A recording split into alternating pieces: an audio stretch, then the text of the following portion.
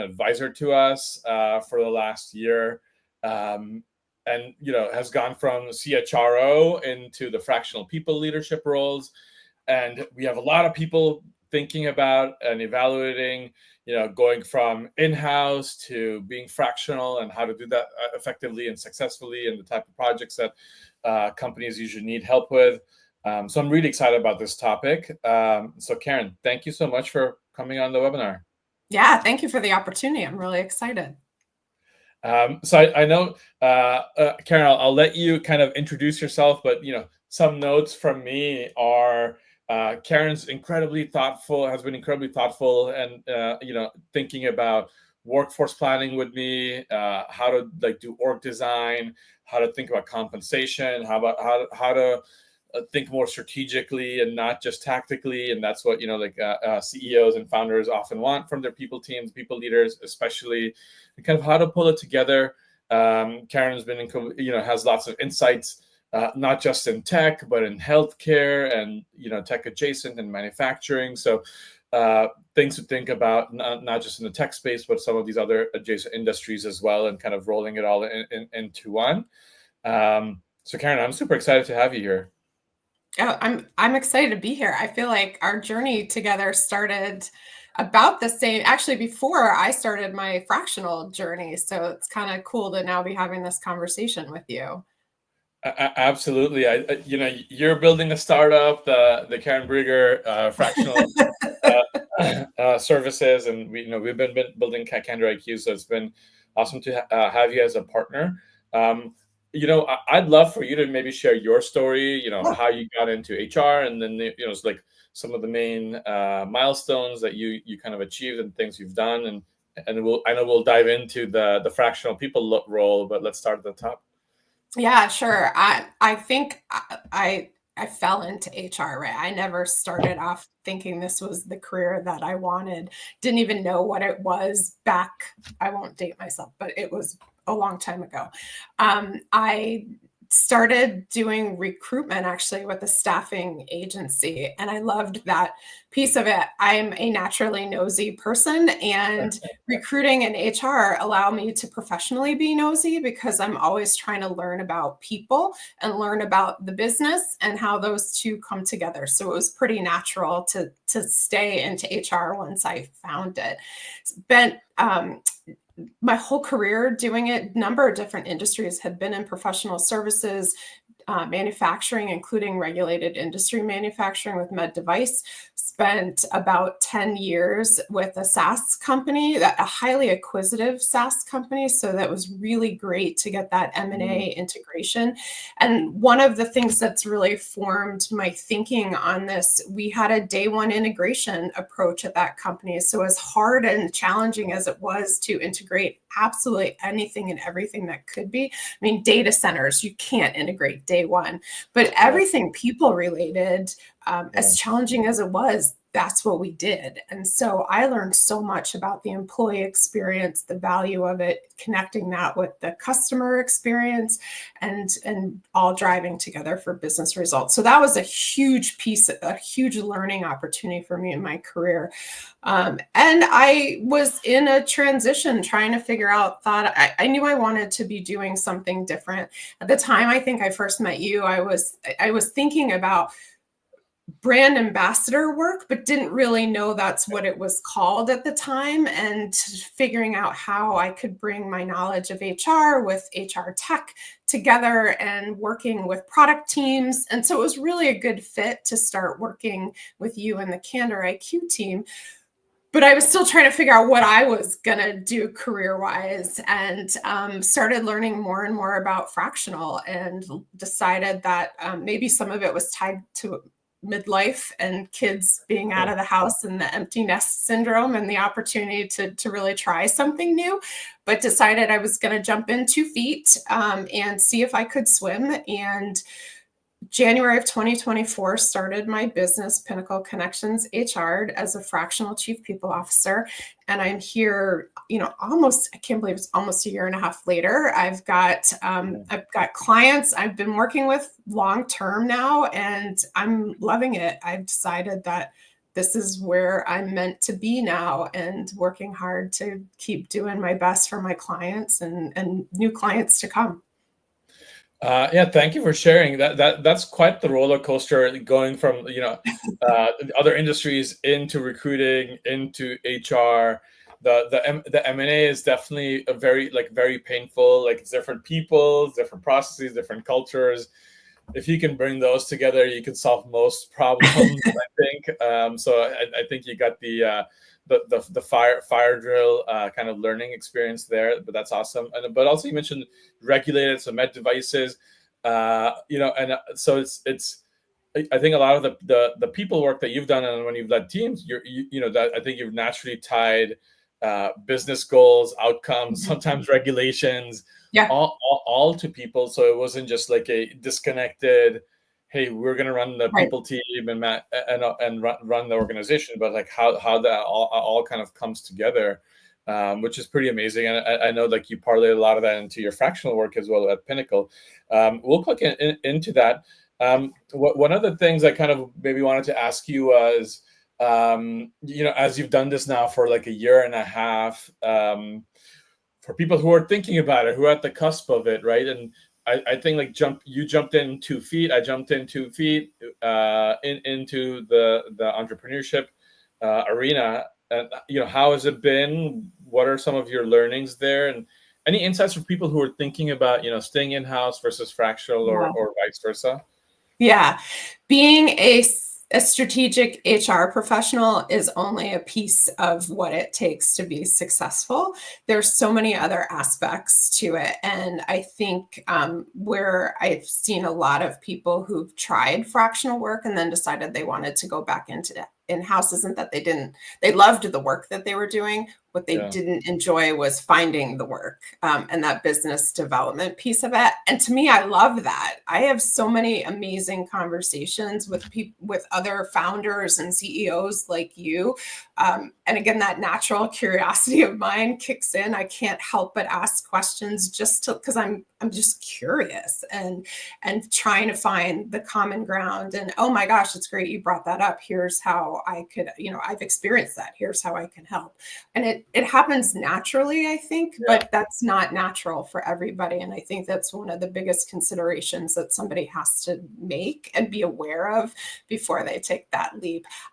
I really did. I mean, I didn't just jump in 2 feet. I did spend a lot of time talking to people who were doing fractional work, as well as people who were utilizing fractionals to get a better sense and understanding.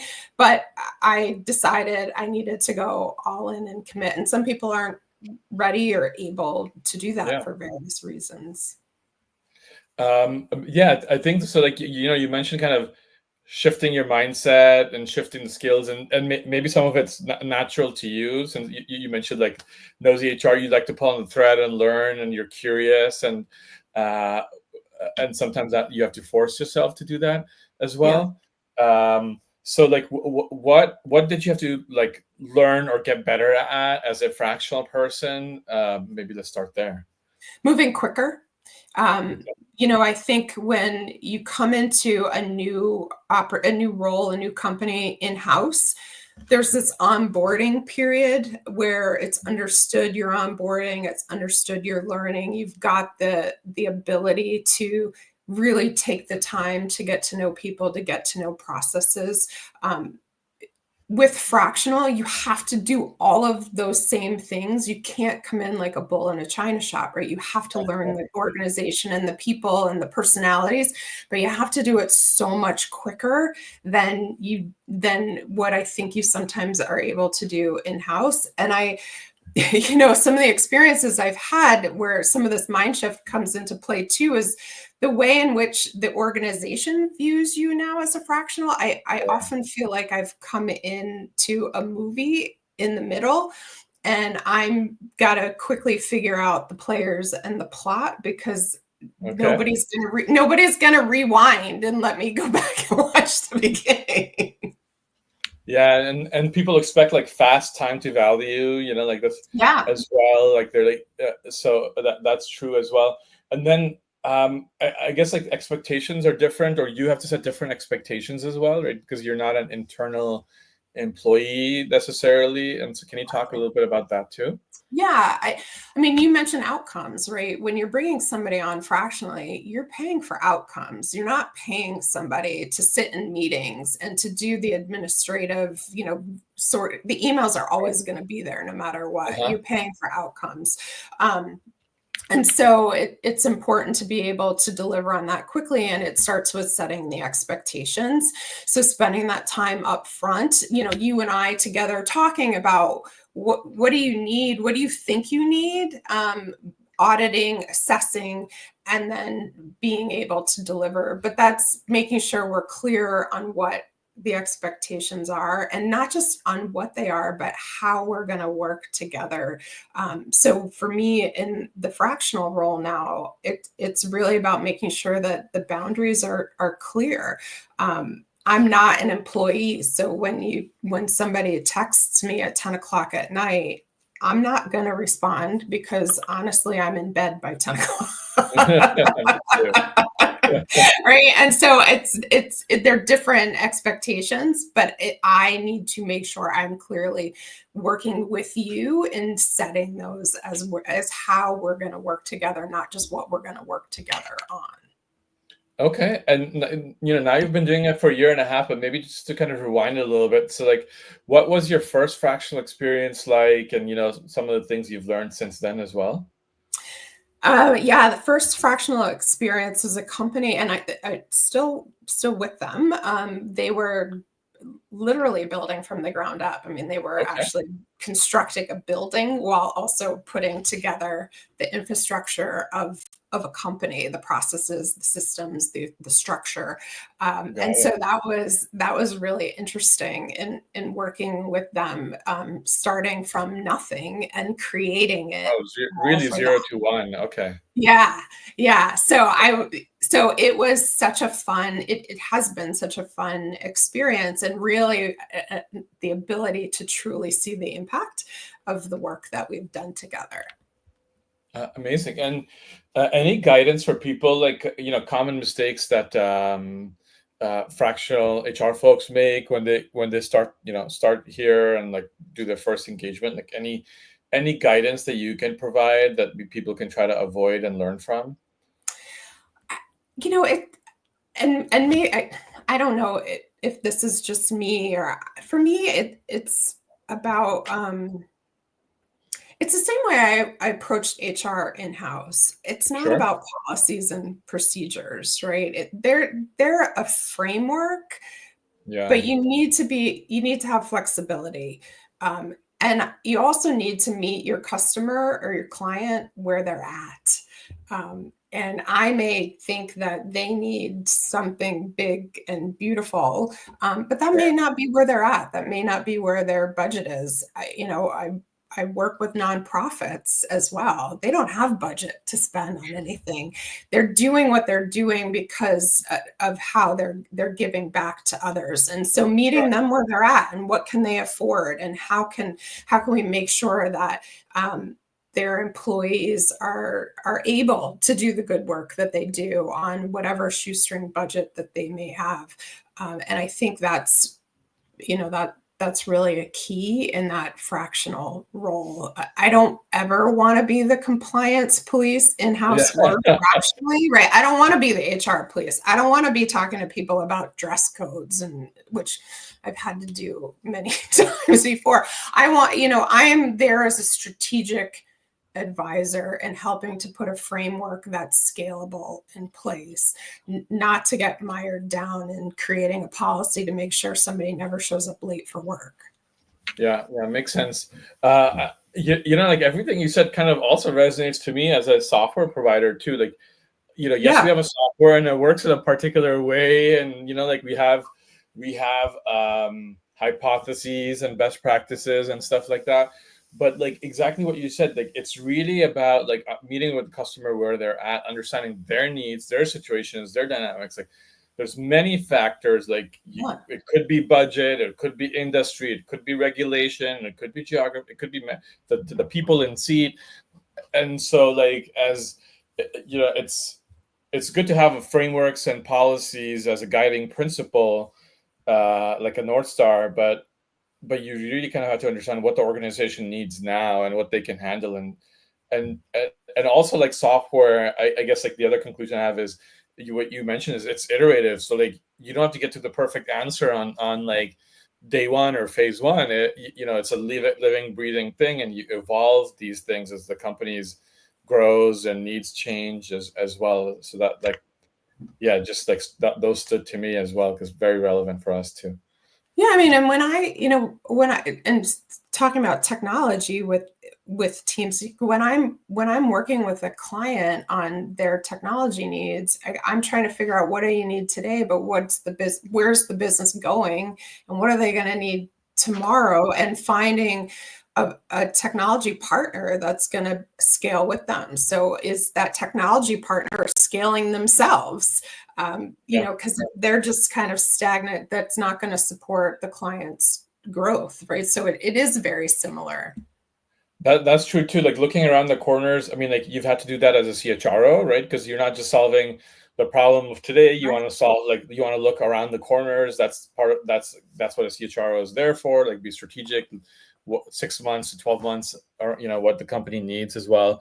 I want to click into the technology in a minute. I wanted to first click into like just the consulting as well. So there's a lot of stereotypes for fractional people and consultants, and some good, some less good, but it's a hot topic. But I think I want to dive into it with you, just so that folks can learn too, like how to best frame, how to set expectations as they're thinking about this, and how they're doing that.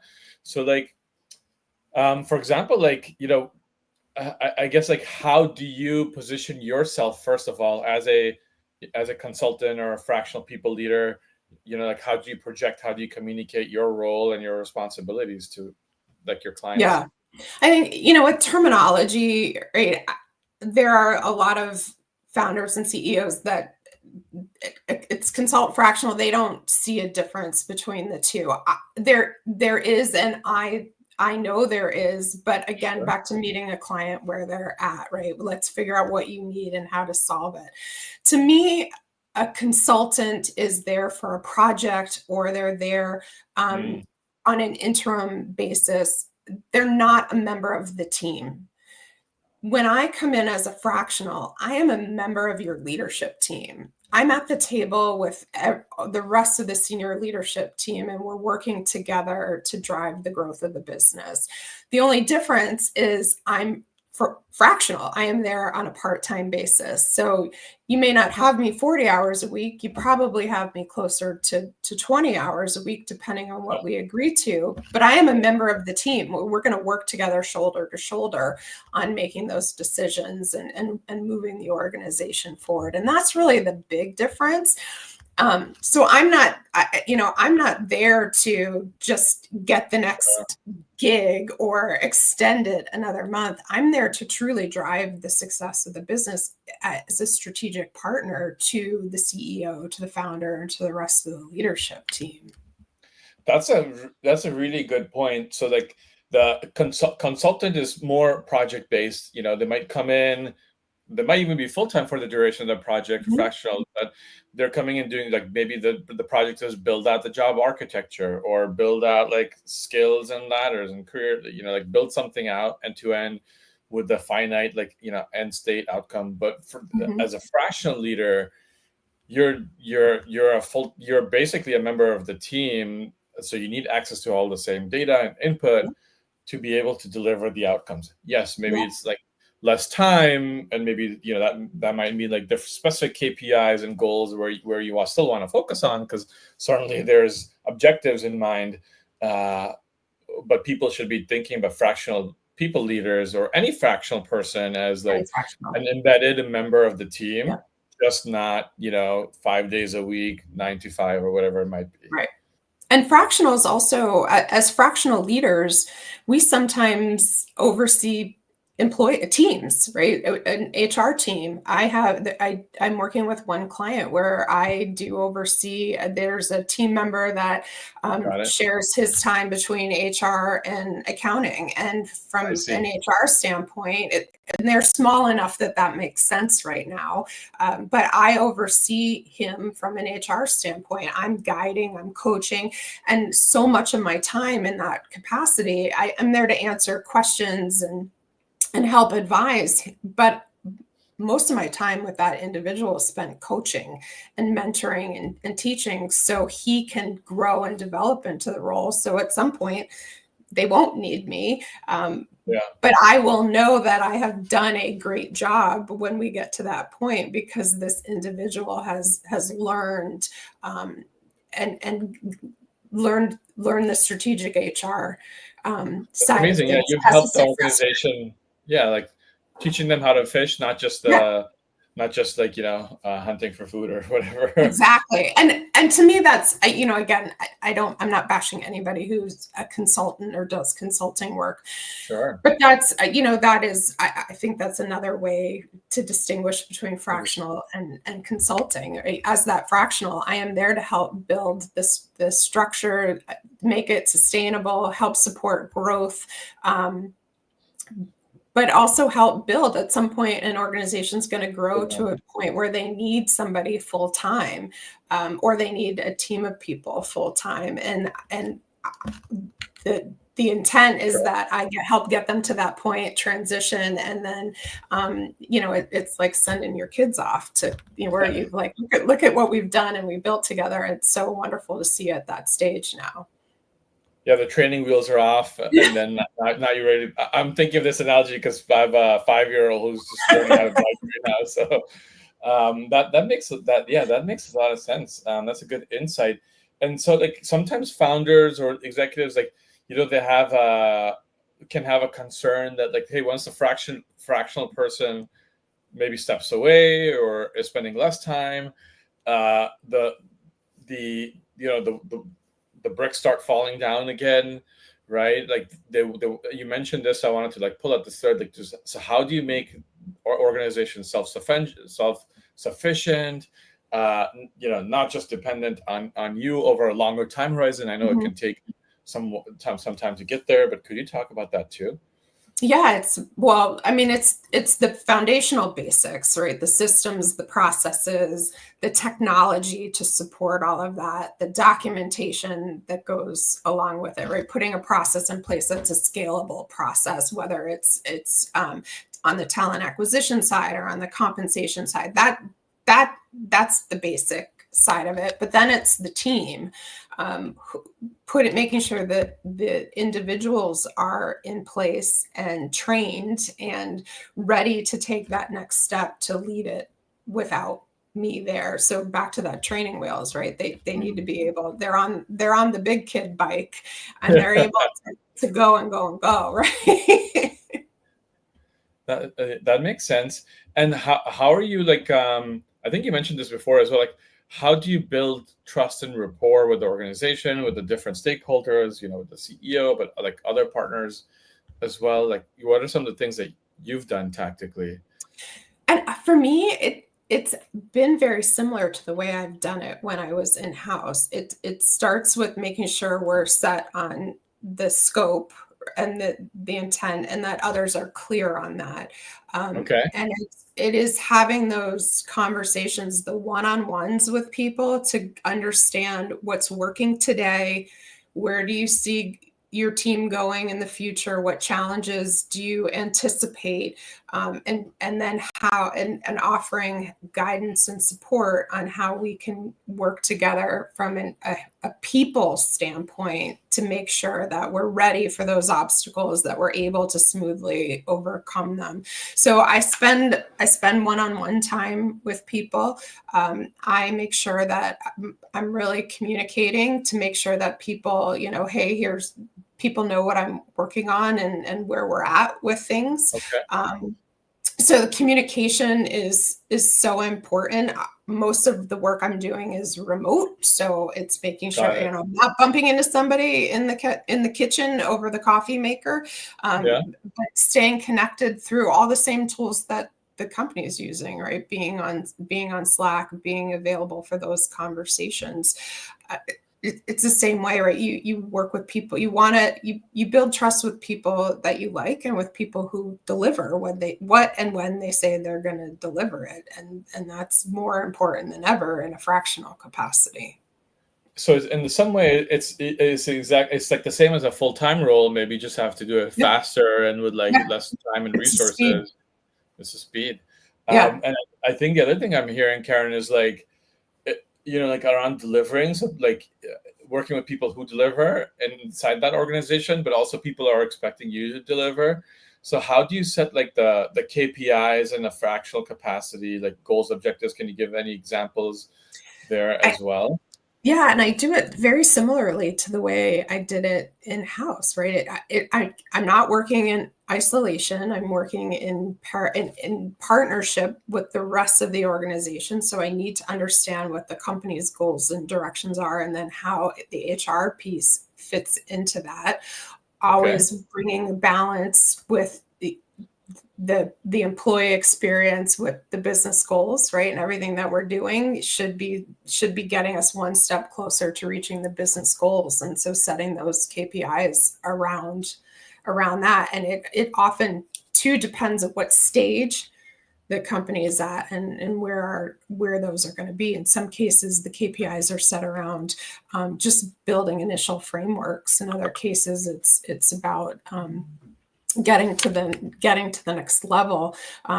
Sometimes it's around making sure the right team is in place. If the team that got you where you are today isn't always the team that's going to be able to get you to the next level. So it depends on the organization.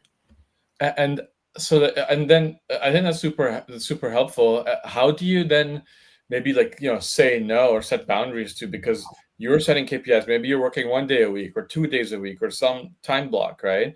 And so there's many other things that are going on in the organization. And as the fractional CHRO, people, other people might come to you and be like, hey, Karen, we need help with here and here and here and here. And sure, ultimately you want the customer successful, and you're going to flex where you can. I think, but you can't you're not full time, so you can't also take on all the projects. So how do you set boundaries, and how do you communicate, and how do you if something needs to be pulled in, how do you manage that as well? Yeah, well, I haven't found a way to say to a client, no, I only work 1 day a week for you. I think just the nature of HR, I think if I was a CRO, a chief revenue officer, maybe I could say, I would dedicate Tuesdays and Thursdays to you, but with people, things come up. So I don't work that way with clients, but it all comes down to setting a really clear scope of work. What is it we're trying to achieve, and how are we going to try to achieve it? And part of that, and I do this with my teams, I've always done it when I talk about availability, right? I may be sending you emails at 11 o'clock at night, but that's just because that's when I might work most effectively, and catching up on those things is not because I'm expecting you to respond. So that's part of our upfront dialogue about how we're going to work together and communicate what hours I'm available. I'm on the East Coast, you're on the West Coast. What's that going to look like? It's just communicating the expectations and not making assumptions about things.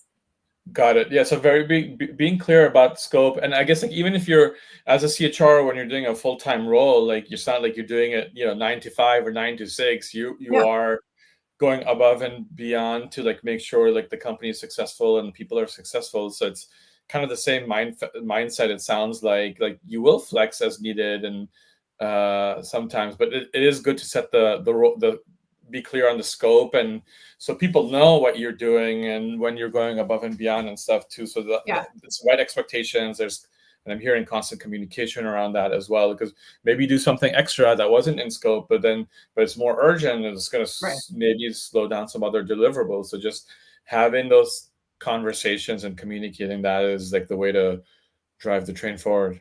Yeah. I mean, part of it too is part of why I went into fractional was flexibility, right? To be able to be able to take a Friday off if I want to take Fridays off, Yeah. or to be able to go for a longer walk in the middle of the day. So it is making sure that there's clear communication and expectations around the roles and availability. Nice. And so like you come in, like part of it, like some of the work you're doing is tactical and some work strategic. You're also bringing in new tools, frameworks, policies, best practices, guidance. Can you talk about that? Like, and maybe it's different for each customer, but like, what do you usually typically bring in, first from a tools and frameworks perspective? How do you think about that? Again, sorry about that. It comes down to part of it is meeting the client where they're at, understanding the stage that they're at, their appetite for technology, their budget on things. I do try to do an assessment to start with to understand where they're at. Compliance, if we need to make sure that the basics are in place, the compliance, people are getting paid as they should get paid, all of that sort of stuff. So, I have an assessment framework that I use to go through clients to make sure, and the people side of it. And then based on that, decide what is needed for this, in a very customizable approach. I don't have a one size fits all because every company that I've worked with has been vastly different. Yeah, the different stages, different needs. Like it's just there's no one size fits all. Yeah.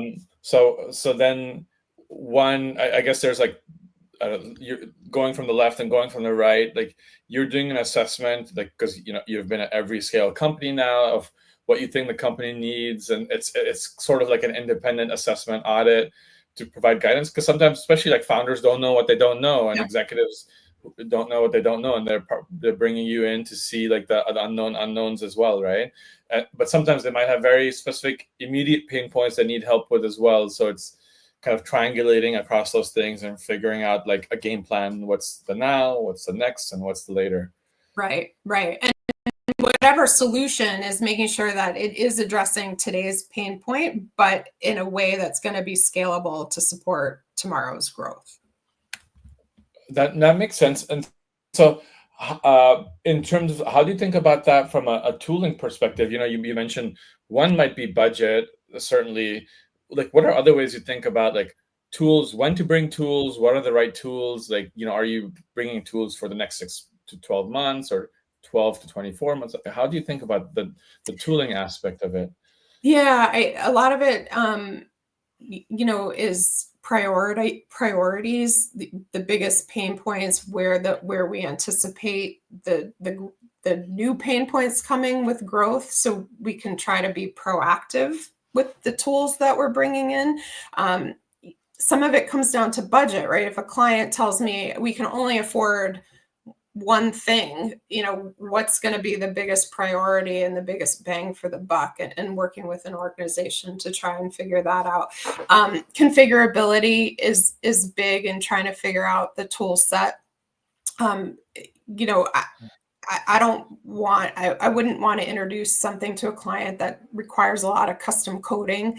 We want it to be configurable because that's going to help support their growth. We want it to be ease of use because part of me transitioning out is somebody else needs to be able to walk in and jump into the system really quickly and be able to, it needs to be intuitive enough and user-friendly enough that it doesn't require hours of training to be able to use successfully. Data is huge, and I'm not sure enough HR professionals talk about data because it can be scary sometimes if it's not your strength. But to be a true business partner, we have to be making data informed decisions. And so making sure that what's the right tools to help give us that data, to be able to easily access the data that we can then use to make the decisions that we need to grow. And then integrations, right? Part of an organization scaling, there's going to be other systems, and maybe not always all HR systems, and making sure the technology has the capability to integrate with options with whatever other technology we're maybe using today and tomorrow in the organization. Yeah, so like that's very helpful. So like when you're thinking about tools, you're not, in addition to budget, of course, you're thinking about like how will the tool work now and in the future, right? So like the integrations is really key there, because like it needs to plug into the other systems. That's important, like the tool, so that it can really scale. Otherwise, there's a lot of manual work someone has going to take over. I think the other thing I heard was like a compound product. So like the more it can kind of help serve the need, especially in 2025. Like if it can solve multiple problems, if you can solve a main pain point, that's great. And if you can solve more pain points, even better. That's kind of what I'm hearing there. And then like the customization, so that like long term it can evolve per the needs. So you're not fitting your process to the tool, but the tool is fitting your process and your needs. Say that louder, because I don't think enough people understand that. Yeah, like a lot of tools are very hard coded. Like, it goes back to what you were saying in the beginning, like both from a professional service perspective, like a fractional people or a vendor, you kind of want to meet the customer where they're at and like be as flexible as possible. Yes, some things might be more limiting and there's trade-offs, absolutely, but you want to fit the process. So that's a good one. And I think the data one is interesting too. So like I guess what my takeaway there is just it's not just about like check the box, but providing analytics and insights and visibility into leadership and managers, and kind of layering up, right? Because ultimately, like HR decisions are company decisions, business decisions. So you kind of want to be able to connect those dots and have visibility into it. That's very insightful. And how do you think about? So we talked about tools and bringing in tools that, to talk about frameworks. Let's take a specific one I know that you've worked on as well, like building up career ladders and job architecture, for example. How have you done that with some of your clients, and how do you do it in a way that kind of works for your clients again, instead of kind of having a hard-coded approach? Yeah, well, especially because they're not career ladders anymore, right? They're like spaghetti diagrams now.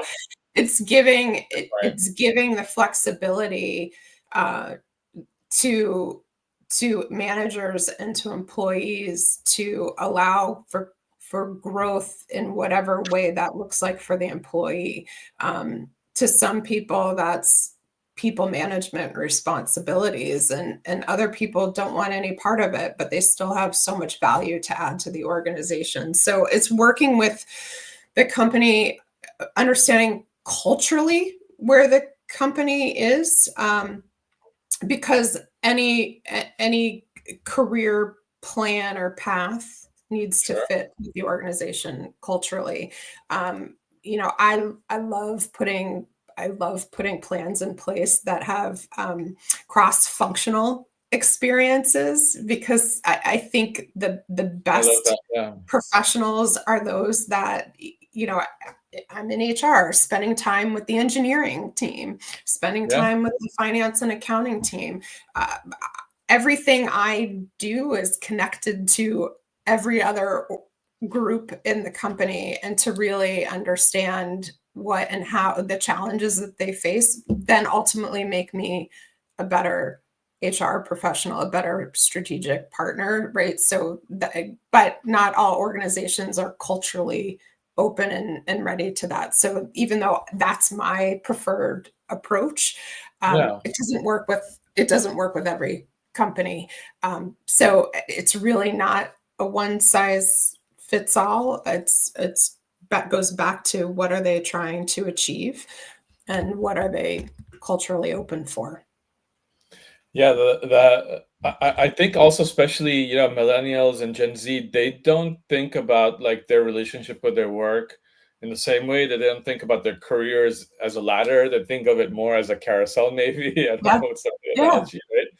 And like they want to maybe go from IC to manager, or go from one department to another department, one function to another function. They really kind of want to flex and grow, and their interests change and evolve as well. They're different.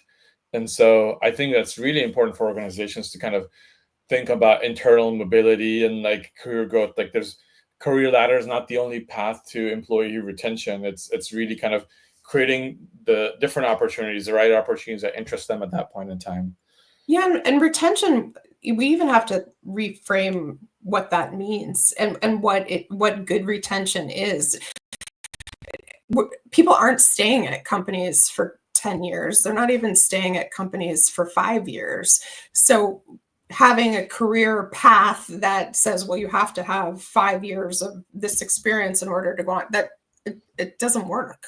And somebody entering the workforce isn't going to stick around for a plan like that. Yeah, for sure. 6 months. Move around every 6 months. I know it's so different.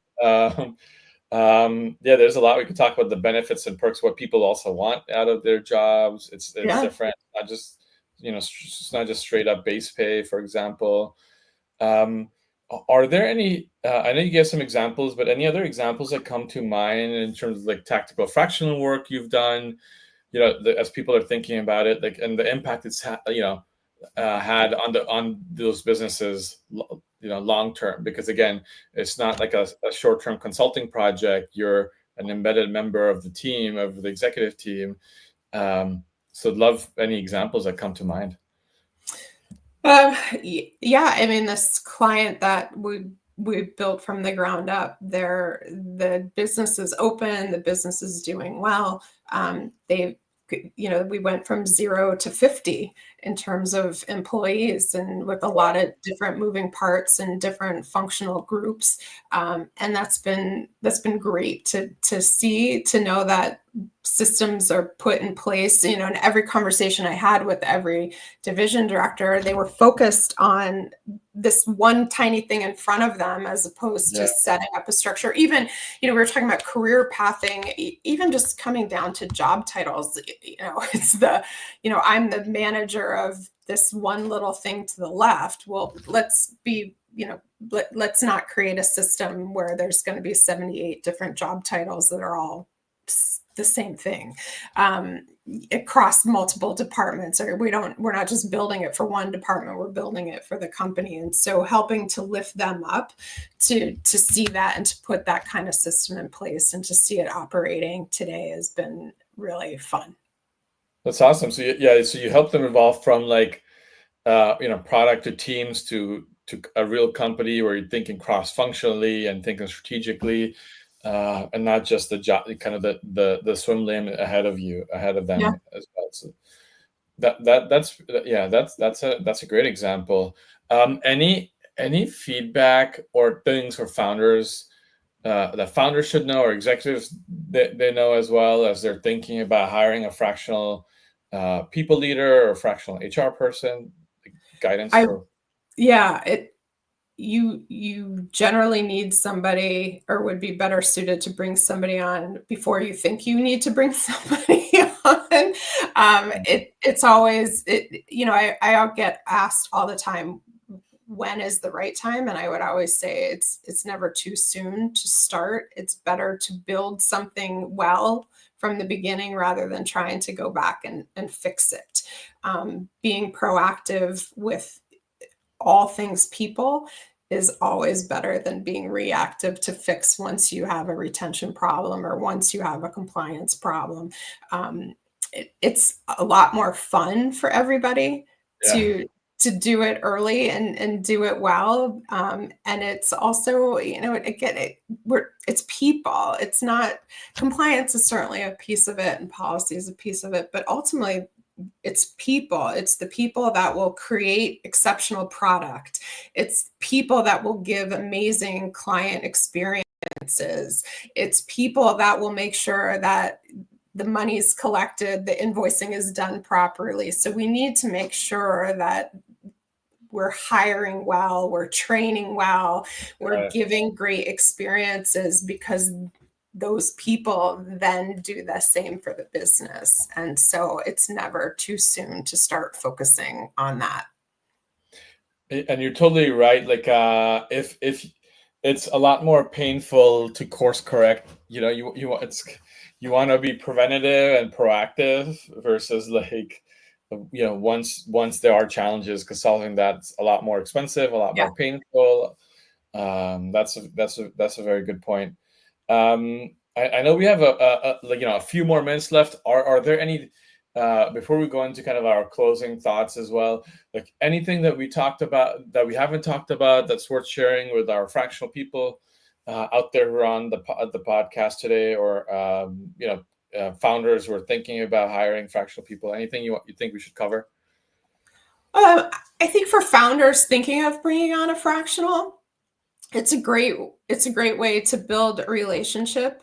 It's a great way to get a strategic to fill a need strategically at a fraction of the cost, and to still have a great partner, right? I am most successful when you're successful and we are partnering well together, and to bring that strategic leadership and board a fraction of a cost, whether it's HR or whether it's any other leadership position.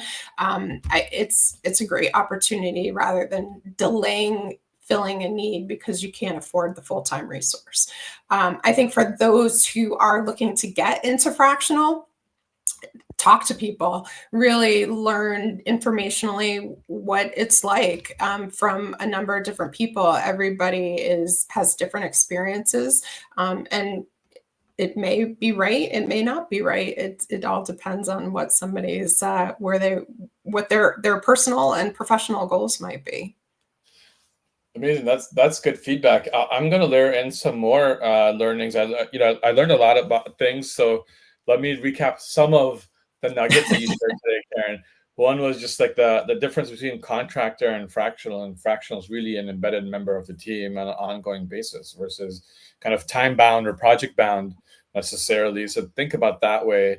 Fractional people are successful the same way full-time CHRs are successful. They come in, act, have impact quickly, build relationships the right way with the right people, and drive results and drive KPIs, are data driven, are business driven, as well as of course managing the people function. I've learned like as how you stepped into the journey, you talk to a lot of people. So first you figured out, is this even the right thing for me? And do I want to be fractional or contract basis? Both have different, I think, advantages and like what you can get out of it. And once you've decided what you want to do, then how to do it, like what's your wedge in the world, like how do you position yourself, what kind of projects are you interested in? Like part of this is to pick and choose the type of companies and projects that you're interested in, right? Like that's part of the goal of being a fractional leader. And once you're in it, really kind of change mindset. So now you have to think about biz dev. You have to think about like, you're the HR person, but you also have to run your business of building this and bringing new clients and client success and making sure they're happy and measuring it and all of that kind of stuff. So a lot of learnings there as well for people who are thinking about this. I know you shared a bunch of tactics around like bringing in tools and frameworks, but really like I think my macro take was, yes, you should do an assessment, but meet your clients where they're at, and there's like no one fixed right answer, and you can iterate your way into a more ideal state. But every customer is different; they're different stages of what they need, and so just having that flexible approach and mindset is really key. Anything else you want to add there? I think you captured it all. I don't know. I don't even remember what I said sometimes. Maybe. No, there's so many nuggets. We're going to turn these into quotes and LinkedIn posts, and blog posts. There's so much. There was a lot of really good stuff. Like I've had a lot of conversations with fractional people, leaders, or people who are thinking about it, and I think this is the perfect kind of intro playbook to thinking about it, how to get into it and how to be successful. So I'm appreciative there. Yeah, Karen, I think this is probably a good place to wrap. Thank you so very much for sharing all your learnings. I know we started on this journey about the same time, so it's been amazing to see you grow your business, and as we've been growing as well and learning. Like you, I'm a nosy technologist, I'll call myself. And that's why one of the reasons why I do is I just want to learn and grow. And so amazing. Thank you for helping us all learn, grow, and sharing your knowledge. Yeah, thank you. This was so much fun. Great conversation. Awesome. Well, thanks everybody. Happy Tuesday.